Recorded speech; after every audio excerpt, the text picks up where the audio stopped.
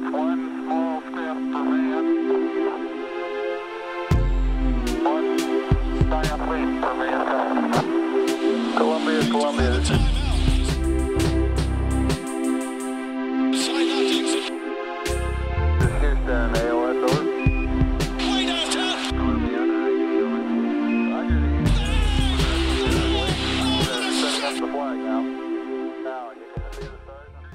Welcome, everyone, to another episode of your favorite Knicks podcast, the TKW podcast.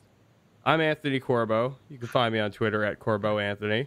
And every week, joining me on this show, I have my friends Kyle Maggio. What's going on, everybody? It's at Kyle Maggio on Twitter. And we've also got joining us Bryan Gibberman. I just went and got my Kyrie and Kevin Durant jerseys made today. Oh, he's ready. Getting ahead of the game. Did you pick up your $20 Porzingis jersey at Modell's while you're at it? No, we're looking forward, not backwards. I guess you're in Phoenix anyway. There's no Modell's out there. Anyway, head to Twitter, follow the Knicks Wall, follow TKW Podcast, follow all of us, then make your way over to YouTube where you can subscribe to the Knicks Wall and check out our channel. It has plenty of great content on it. And then, once you finally run through all of that, you can just head to theknickswall.com. We got a whole another well of interesting topics for you to dive into there. But for now, just sit back, enjoy the audio that will be running through your ears as we bring you the fallout after the Kristaps Porzingis trade. We have a couple of differing accounts. We have what's coming out of the Mavericks side, and we have what's coming out of the Knicks side right now. And it's not exactly... I wouldn't say that, it's completely different stories, but I wouldn't say it's lining up either. So why don't we start with what Steve Mills was saying at Sunday afternoon's game. The seventh was really important because if we let this go beyond the seventh, the leverage completely shifted. We would not have control of the situation. We weren't sure what Kristaps was going to come in and tell us. We didn't know whether he was going to tell us that he wanted to be traded, or he may have come in and said he wanted to do a one-year contract with a player option, which would have then made him untradeable, and he would have had all the leverage. So we just felt that we needed to have some certainty by the 7th, and when they came in to meet with us, they made it clear to us. It was a meeting that they requested.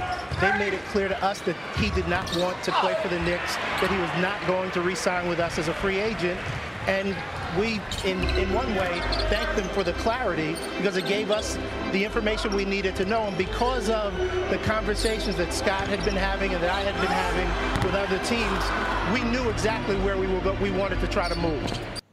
So, some pretty strong statements from Mills there, especially the one where he just flat out said that Kristaps said he would not re-sign with them in free agency. Bryan, let's start with you today. What do you make of what Steve Mills had to say about their decision to move Kristaps? I think while what they're saying is it's not like the end of the world or anything, but I don't understand why they're trying to spin everything. My read on all of what's transpiring is basically, I don't think the Knicks wanted to keep Kristaps. I think their preference was to have two max spaces, and no matter what Kristaps said in that meeting and whether he wanted to be traded, my guess is the Knicks wanted to move on from him no matter what. And now they're trying to run a PR campaign to make it look like Kristaps is the bad guy and he wants out, which to an extent I bet Kristaps and his group are not easy people to deal with, and they also did want to leave. So not everything they're saying is a lie, but there's no reason to do it.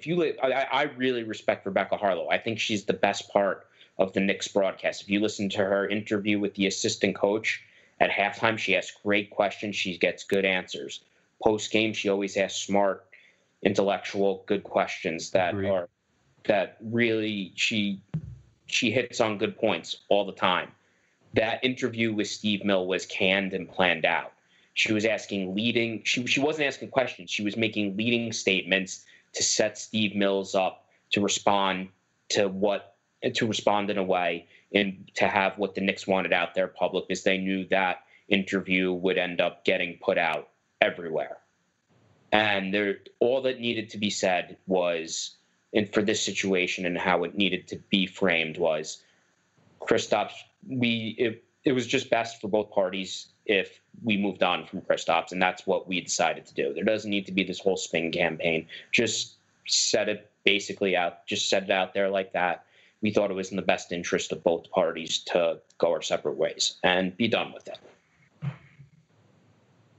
Yeah, I don't really understand the whole spin thing either, especially when you're trying to sell fans on this is a new culture, it's a new era, we're doing things different here. And I know fans aren't going to like to hear it, but part of that is how you conduct yourselves from a PR standpoint and how everybody's going to always try to spin things or manipulate the media just a little bit.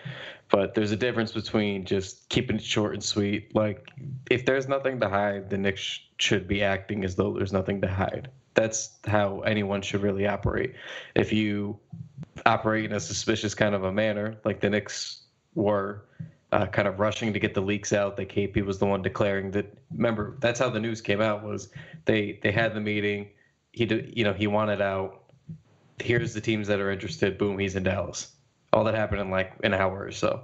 So it seemed perfectly lined up. Like they had it ready to go for the breaking point, and then after that, they were just like, okay. And then the spin job started. Like, if you guys, like you said, if they had a falling out, just say so. Just like, look, it's amicable. He didn't want to be here. It's really not a big deal. They don't like the little things like on MSG networks when they put on the graphic, like, like his career average and what he did last year, scoring wise. And then they put skipped exit meeting in 2016, missed 100 whatever games out of a possible, whatever it was. He's missed a bunch of games. And it's just, that's not stuff you usually see. So to us, it seems kind of obvious. And there's just, again, there's no reason for, if you're not hiding anything, don't act like it. Yeah, I thought that it was just very interesting how adamant Steve Mills was about the idea of leverage, that they couldn't let this deadline go without, because they would lose all the leverage in the situation, which makes sense and everything. And I think that's what everyone's been saying online, but it just seemed like, yeah, and I agree with everything you guys were saying about, what Rebecca Harlow's contributed to the team so far, but you kind of could see in like what she's also said on social media in the days since the trade, and like she's been very defensive on there, and just like, like you said, the leading questions and stuff. It's the Knicks certainly have an organizational way that they want the story to be presented, and it's kind of more a narrative of that Kristaps didn't want to be here.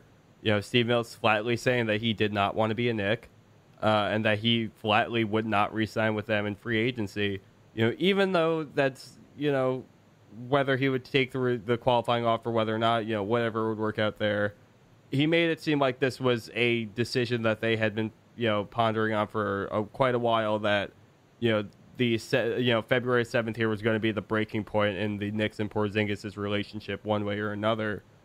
And, it just, for it to be sprung on all of us, whether it be fans, whether it be media members, whether it be, people who cover the team very closely, it's just like, it was all so sudden that it makes this whole thing, I don't want to say cover up, but they just definitely want it to be presented a certain way. Yeah, it's just, and the thing too is, for those who are saying, that it's just what happened, or they're not spinning it, please just go look how literally anybody who's hired by MSG talked about the story. They all say the same thing. They're really short and sweet about it. He just did not want to be here. And then if you look at it, I do the Knicks Wall account on Twitter, and all of my mentions are just, he did not want to be here. The Knicks won the trade. He did not want to be here. And they just, when you get what you want out there quick, and again, we'll find out how true it is, but when you get what you want out there quick, and it seems like it's not lining up with what KP was saying, then I don't know. I just know that the actual details to this, as we're trying to take sides right now, I think the actual details are going to be pretty fascinating when they finally come out in a month or so. Well, we do have a couple of other ways that we could look at this, and one of the other ways that people are kind of seeing it right now is from the eyes of the Dallas Mavericks. And we finally got a first chance to get a look at KP and the other players down down there. The Mavericks did their initial press conference with the new players today. They had some footage of all of them in a practice session from either earlier that day or potentially the day before. All the players unveiled their new jerseys, everything like that. But there was definitely some interesting comments that came out of the press conference itself between Mark Cuban, Rick Carlisle, all the media members, and Tim Hardaway Jr., Trey Burke, Courtney Lee, and Kristaps Porzingis, of course. The first of which, and includes a guy who's become an interesting player, all along, but especially in the last few weeks, in Janis Porzingis, who is KP's brother and representative, his agent. He's a guy that seemed to be pushing against management one way or another. There's been some things that have come out about him really wanting to get a higher role within the organization. But it seems like Dallas is willing to accept him and let him be part of the show. Let's listen to what Rick Carlisle was saying about him. And one other thing I want to mention, Kristaps' brother, Janis, is here, who represents him. And I just want to recognize him because he and I spent a couple hours talking last night, just getting to know each other. And he's a very important part of Kristaps' team, along with Dan, who does PR with him. Baldi, his what do you call him, therapist? Yeah, therapist, who's going to be involved. And, we want to make sure that we recognize these guys as being part of his team and in a way, our team too now. Kyle, let's start with you. Janis has kind of been a behind-the-scenes player for KP the last couple of years. He had some run-ins with previous management and Phil Jackson and everything like that. How big of an impact do you think he has on Porzingis right now, and how big of a catalyst do you think he's been to this whole trade going down? I mean, probably a gigantic catalyst, because if you do believe what the Knicks are saying, that Kristaps was certainly going to turn down his qualifying offer, which I have thoughts on that from his press conference today. But if you do believe that, then that means Janis, as his agent, was the one pushing for it. And I think if you listen closely, I noticed it yesterday during Mills' interview with Rebecca Harlow. He said, when they asked about the meeting on that Thursday, his exact words were, "They told me," or they said he didn't want to be here. They said, and to me that got me. It was they. Who's the they? It's Janis. It's his camp. So it seemed like they were doing a lot of talking on his behalf. They seemed to strong-arm the situation. And, I've been pretty critical on Twitter that I'll believe the Knicks didn't fuck this up a little bit when I see it. But the more I see, it's very strange the way he operates. And the coddling that Carlisle did is that's almost like an elementary level of acknowledgement that he's trying to give Janis, like he's giving him a very public pat on the head. It's just that was very cringeworthy to see, in my opinion. So I don't know. I'm going to assume he had a big part in what happened here. We don't know all the details, but his name always surfaces with these things. So Timmy's face when he heard Carlisle say Janis was the best. He turned and he was like, "What just happened?" If you go watch the video that's on Twitter, you can see him turn and look at Carlisle. Yep. And then, so for our Jets fans here also, I think you can point out a lot of similarities in what happened with the Jets and Darrelle Revis and the Knicks and Kristaps Porzingis. Revis and his agent, who it was not his official agent, but his managers, dude Geiger, were pains in the ass to deal with. Revis held out after his third year, held out his rookie year, and was always just trying to extract, and that's his right, especially in football, even more than basketball, to extract every single dollar that he could out of him. And before his rookie contract was over, when the Jets, I think, had another year, because I'm pretty sure they traded him after his fourth or fifth year when he was coming off the injury.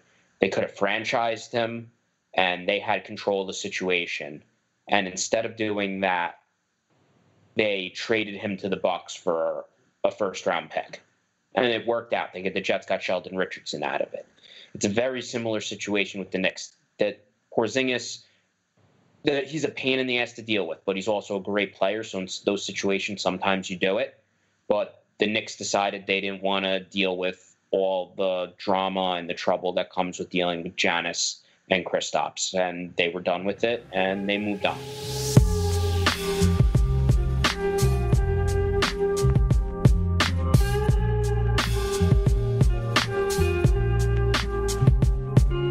Kind of another, you mentioned earlier Tim Hardaway Jr.'s face when they mentioned Janis, but there was another moment that Tim Hardaway Jr.'s face really caught me, was the second time Mark Berman had questions down in the press conference.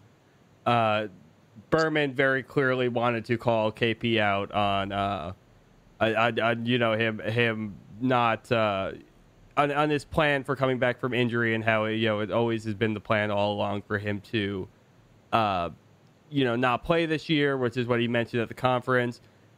Apparently that's what he was saying to New York too, but that's not what came across apparently. And it was just very funny to me how Tim Hardaway Jr. looked at Berman's veiled attempt to kind of get another question in there by mentioning Tim in the question as well. He does look very off-put. They just both seem very happy not to have to deal with him on a daily basis anymore.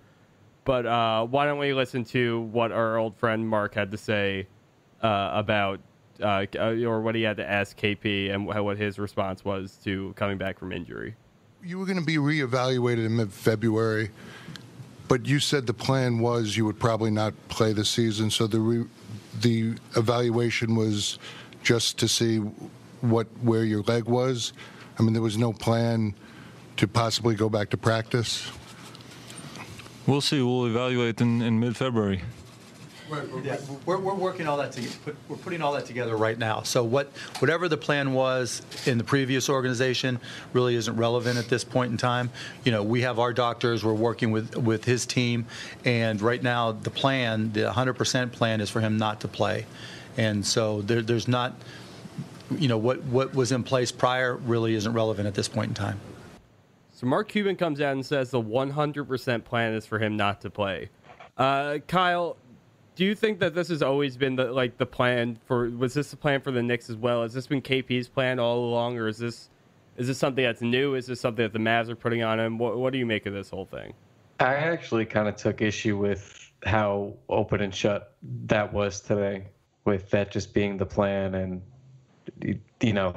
that was what it was. And even with the contract comment he made, which we'll get to, it just seemed like all the uncertainties from when he was with the Knicks were all of a sudden so certain, and two questions. And that rubs me the wrong way a little bit, because as much as I have been a pretty big critic of the trade, and I've warmed on it a bit, but in light of some just flaming hot rumors that we've been reading of late. But as a whole, I've still been pretty critical of it. I think it's a big gamble. And kind of like when we were at Media Day, like I was there that day. I was present, and the beat writers were, Begley and Berman and some of these other guys that they were asking him. They were kind of peppering him with these questions because he hadn't talked to the media in a while. All summer he was overseas.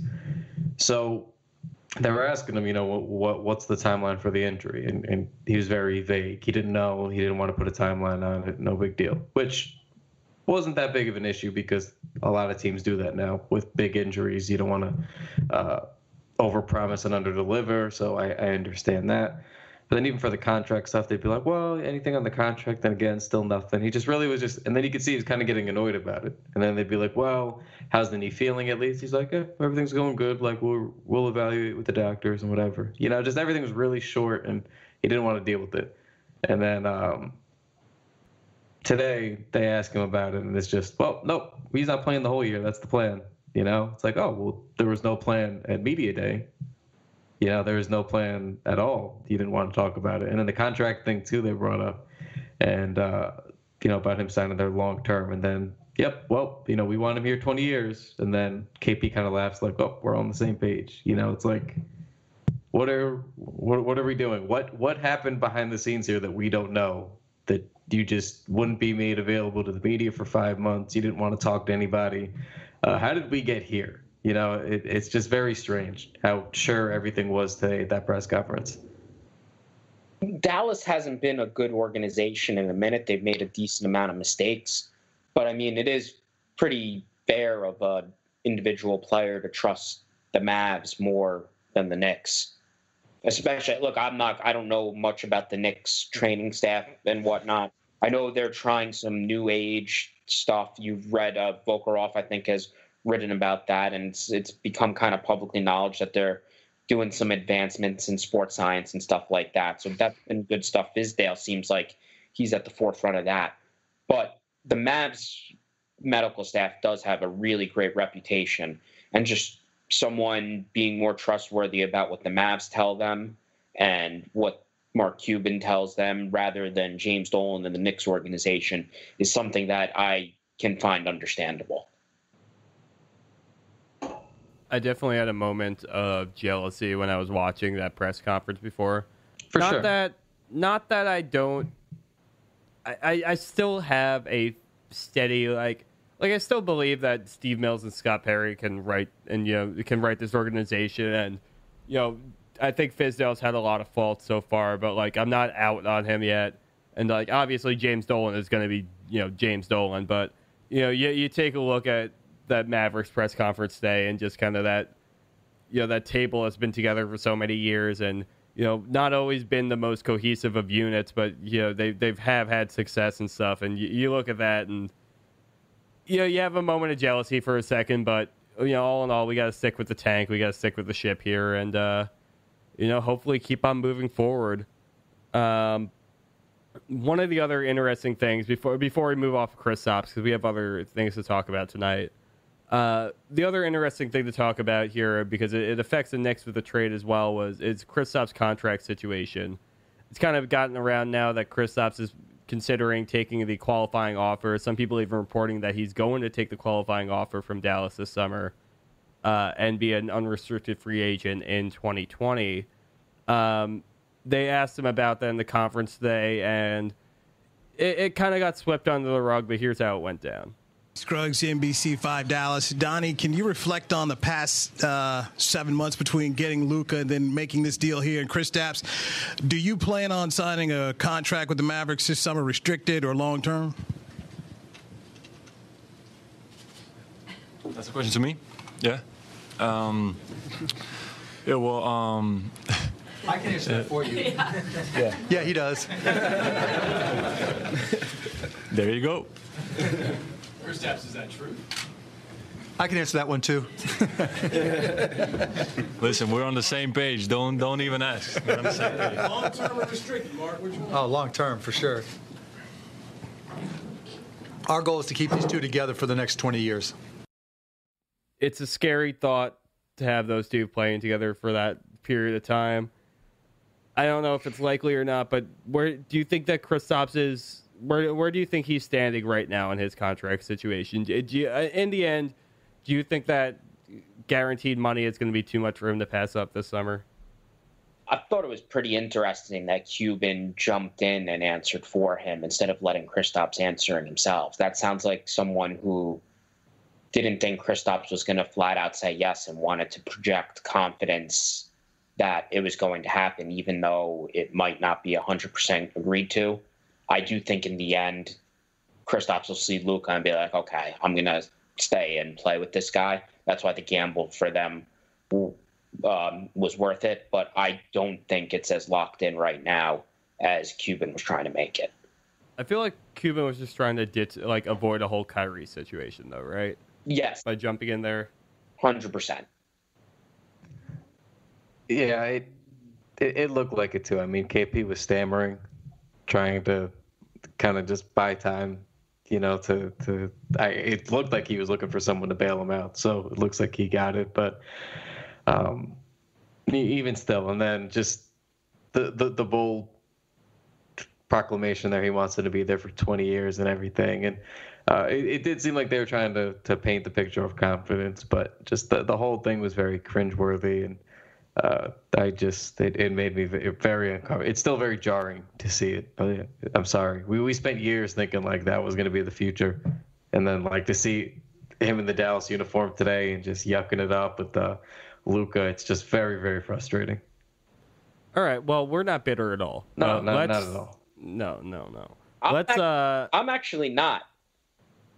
Listen. I am pleased with the return. You will be on July 2nd, buddy. I am bitter. No, I won't. Depends what they do.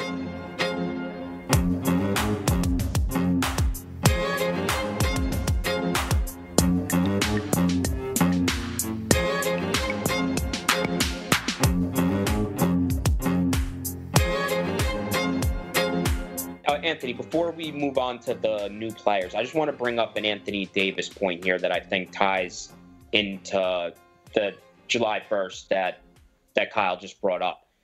Yeah. Would you guys rather Anthony Davis get traded to the Lakers right now or him last past this trade deadline and be out there in the offseason? It's an interesting question that you bring up because I've been thinking about it a little bit since you kind of proposed it earlier. It's the question. It's kind of like goes back to the whole thing that the Knicks are doing right now. It's like security versus like the gamble itself. Like the gamble itself is just get him out of the Celtics' hands and just put him far away on the other coast. Far away from you. But obviously that the gamble is that you might potentially have a chance for him down the line, and it's just I don't know exactly what I think yet, but my gut right now is telling me just let the Lakers take him and deal with that whole situation.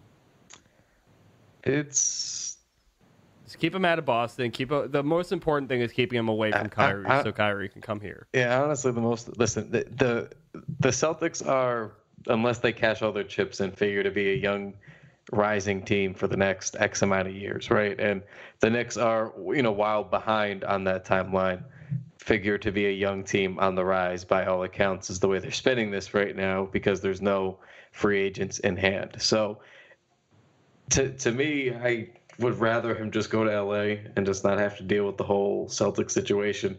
I think it's a big enough stretch as it is for us to have to imagine this Kevin Durant and Kyrie Irving pairing.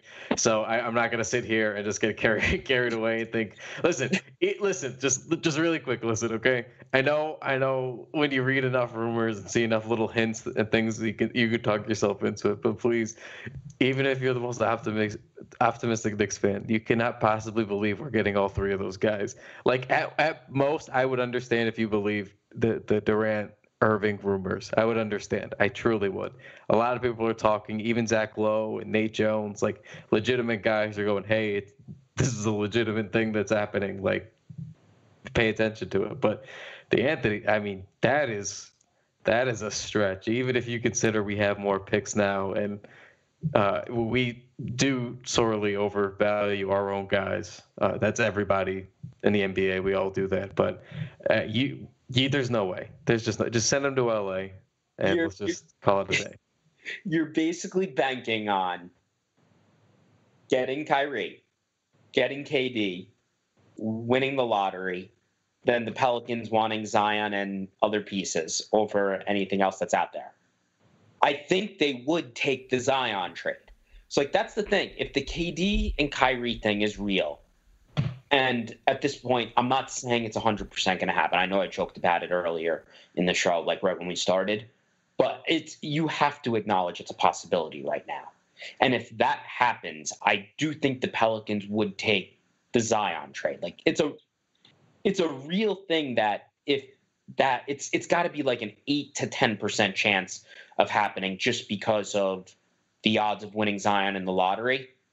And then you take the percentage that you're actually going to get KD and Kyrie, and that's dropping it low. So you're looking at something that's probably like a 5 to 10% chance of happening. Do you leave that little slight opening up and just hope for the best? And maybe this is just the time that everything actually finally breaks right for the Knicks. Well, that's not going to happen. But I think if you're the Knicks and you could put together an offer for him now, and our mentions are bloodbath of people yelling not to do this, but as the great Michael Jordan once said, fuck them kids. Like you can't do it right now. You have to wait because that would fuck up your salary cap situation. The Anthony Davis thing needs to be the last thing that happened, so you can match up the money and trade for him going over the cap. Is I believe how the mechanics of it have to work. If they trade for him now, they would lose the ability to give out the 2 max contracts because of how much Davis is making. He would be he would dig into like Enes Kanter's or some expiring contract. So the timing of this all literally has to be signed to 2 free agents after you won the lottery. Then once you get the 2 free agents signed, you have to give up every single young person you have on the team plus Zion. And that's how the money, I think, matches up to get Davis.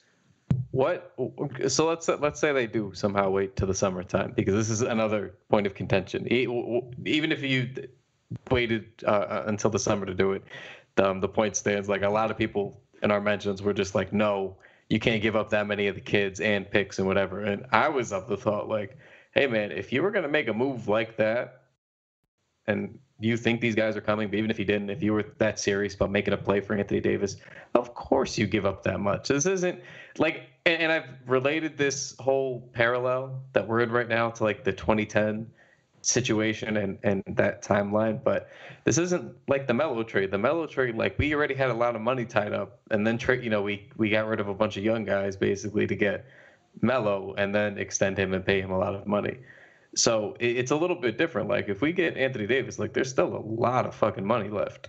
Like, that's what we just did, is gut the team, like, salary wise, to be able to make a lot of moves the next couple of years. So I think if you go all in on an Anthony Davis and you have all the money to pay people, then I don't think of it as big of a risk. If you, like with the Melo trade, like, you had to bank on Melo and Amari being really good together and Amari staying healthy, and a lot of things had to go right because you had not a lot of money to spend and play around with. And I just think this is a little bit different in the sense that you can legitimately just wait and pair him up with kind of who you want if you just keep the books open and flexible. Yeah, and KD is going to be 30 years old, so you're trying to maximize his window. Exactly. If they get him, there's a chance. So I was thinking about this today. If they got him and, say, AD gets traded to the Lakers, I would try and keep Mitchell Robinson because I think his development path and impacting the team in a winning way is pretty much happening right now, and he doesn't know what he's doing, so he can positively contribute on a good team immediately. I don't know if Kevin Knox, in terms of winning, when are we going to get to the point where Kevin Knox is actually going to be helping you win games versus showing you individual skills? You're like, oh, that might be good once he kind of figures this out. So you might end up using Kevin Knox as a piece to trade for a youngish, like more like a 25 to 28-year-old who's better right now, and because you want to maximize that Kevin Durant window and not wait too long.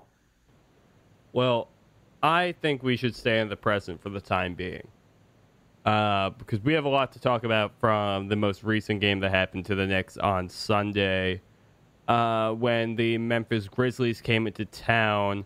So the Knicks ended up falling, but we did see the debut of Dennis Smith Jr. We saw Wesley Matthews out there. We saw DeAndre Jordan. All of them, reclaiming uniform numbers that went out in the trade, which I thought was very interesting. Most notably, we had DeAndre wearing number 6 out there. That had to feel good for all the Knicks fans out there. That definitely, I don't know, the pettiness in me was definitely rewarded. I thought it was a little disrespectful that they gave Travis Ware's number 6 to DeAndre Jordan, to be honest with you. I wonder how Tyson Chandler feels about that right now. Travis Ware was the LeBron stopper, and I just think it's rude, quite frankly, but it is what it is. We got to move on. So obviously we had the debut game as a Knick for all of these 3 players.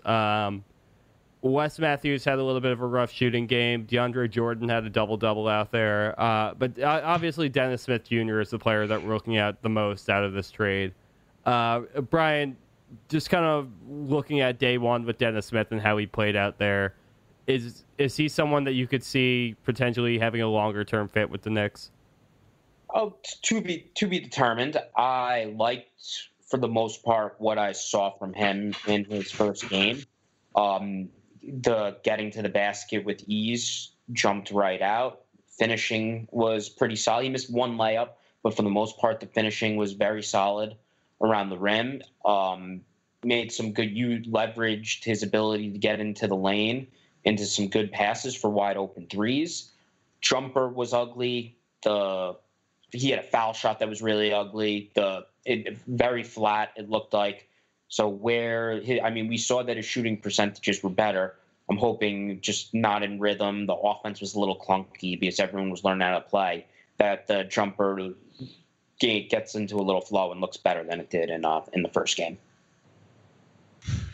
Yeah, I wasn't expecting. I was hoping he put on a show, but I wasn't expecting a whole lot from any of those guys that came over in the trade, just because they had no practice time, no real prep time.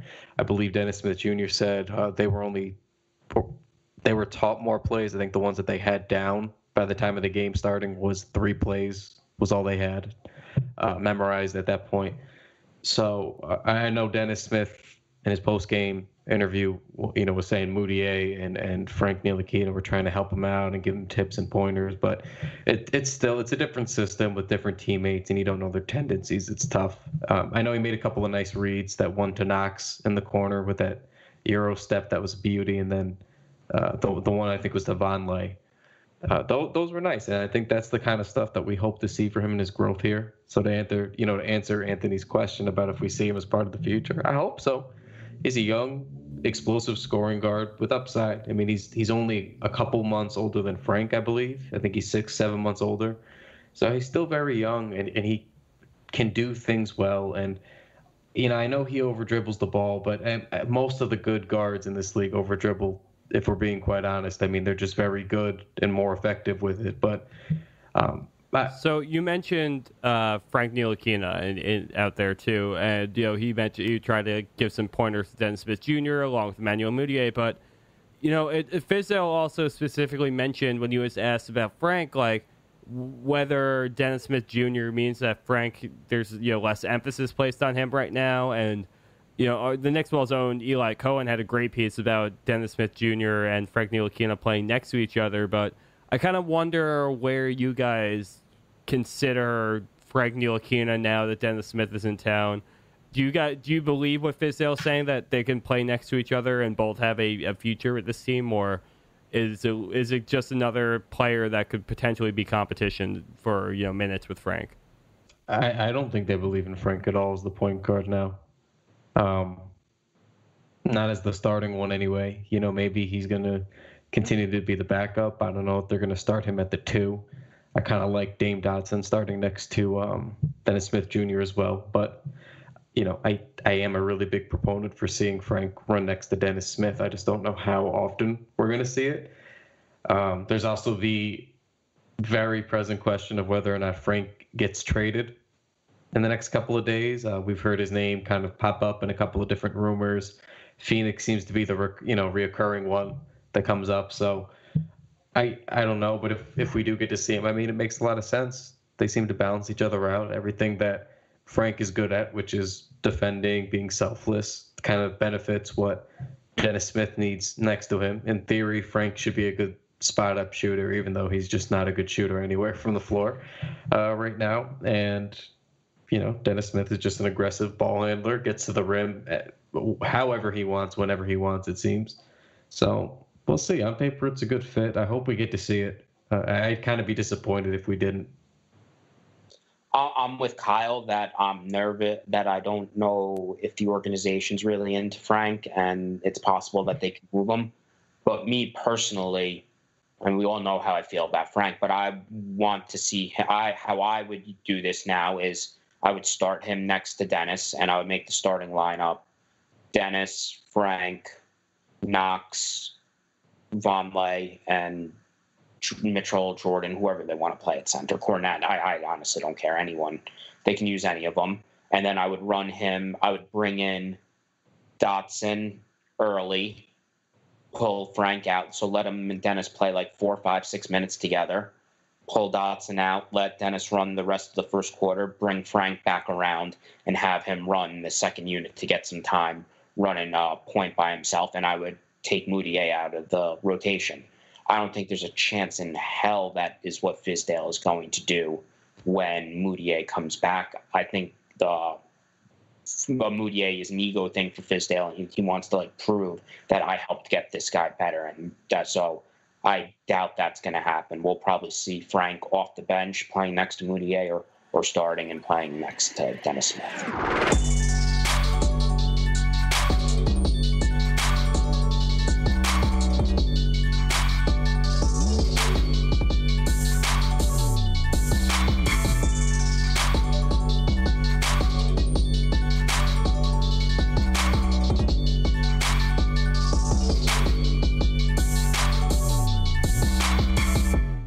Yeah, I'm very interested to see how the whole Mudiay situation goes down. He seems like the natural, odd man out in this situation, but like you're saying, due to Fizdale's seemingly intense belief that he can get Mudiay to be a starting caliber point guard in this league, I don't know exactly what we see from that. What do you guys make of the other guys on the court? I mean, we can start with DeAndre Jordan because I think he's the most likely option to stick around here at least through the rest of the season. He looked good. He had, 12 points and 11 rebounds? I think my favorite stat about DeAndre Jordan was that he's 12 points, 12 rebounds. Was that he's one of Kevin Durant's best friends. Yeah, that's his best stat for sure. But seriously, Brian, what were we going to say? No. I was going to start talking about him seriously, so you can go first. I was just going to say, I do think like he hasn't been a great defender. It's just a small note. I don't think he hasn't been a good defender the last couple of years.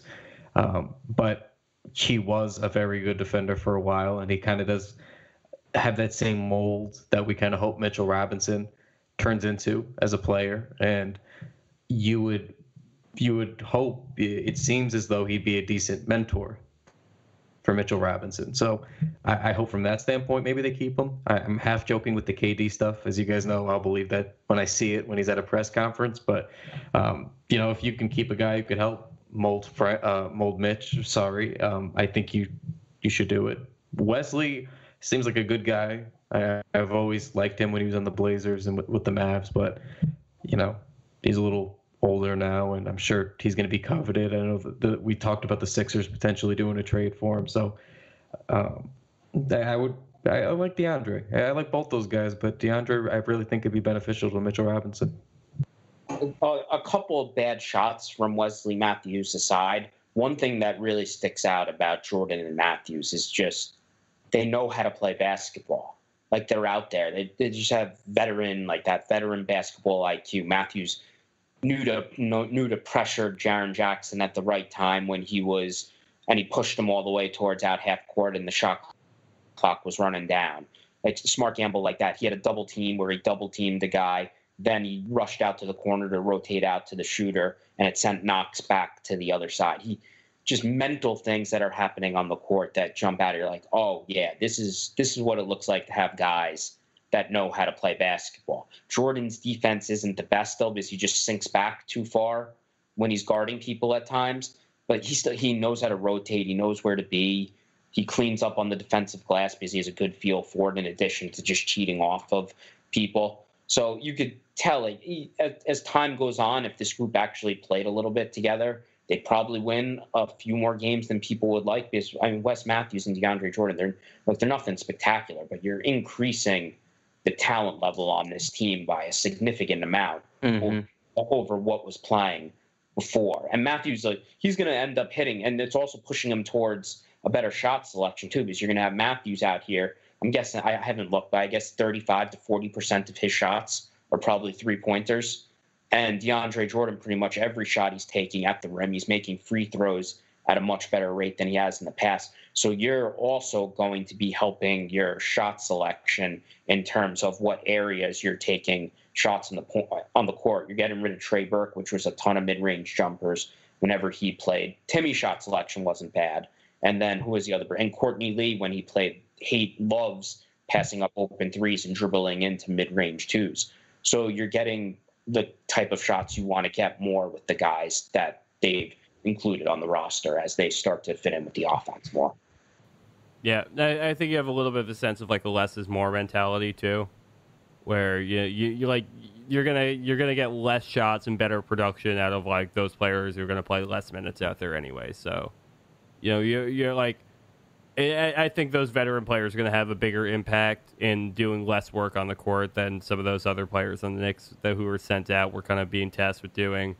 And, obviously the impact that we're going to hopefully see with Deandre Jordan on Mitchell Robinson and, the other players on the roster. And, whether Wes Matthews can kind of impart some wisdom onto Alonzo Trier about being an undrafted scorer in this league. I don't know if there's any narratives to be found there or anything like that. But definitely some interesting pieces coming back from that trade.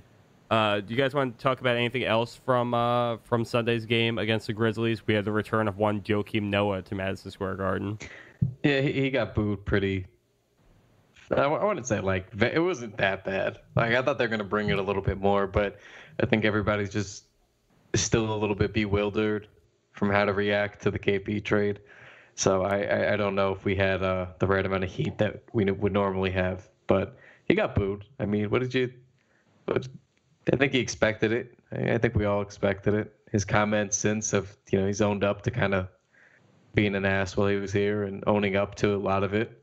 So he still won't talk about the Hornacek thing, but it is what it is. Just a very, very strange player in the history of the New York Knicks, and that just goes for a lot of guys. I wonder if we'll ever find out if he decked Hornacek in the face. It had to be something. For them to never talk about it. I think we would have known if he decked Hornacek in the face. We would have. I think Joakim Noah is a big enough man to leave a bruise on Jeff Hornacek. But it had to be something. It couldn't have just been words. Something had to.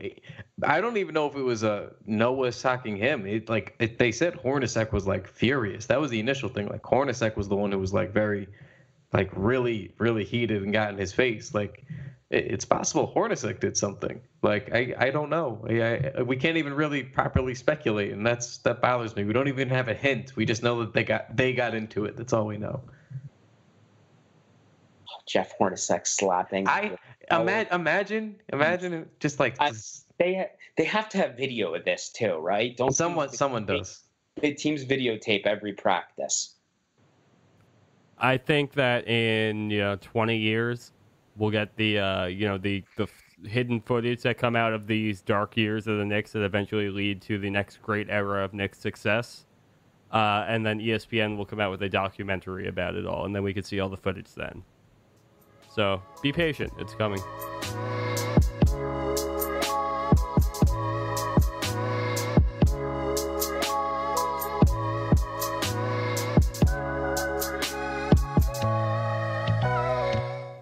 All right, you guys have anything else you want to talk about tonight?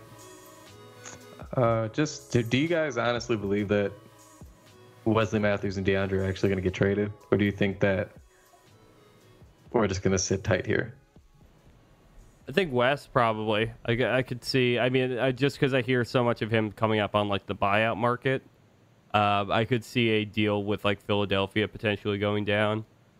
But yeah, maybe. I don't think that he's long for the team. I think he'll probably be either traded or bought out either way.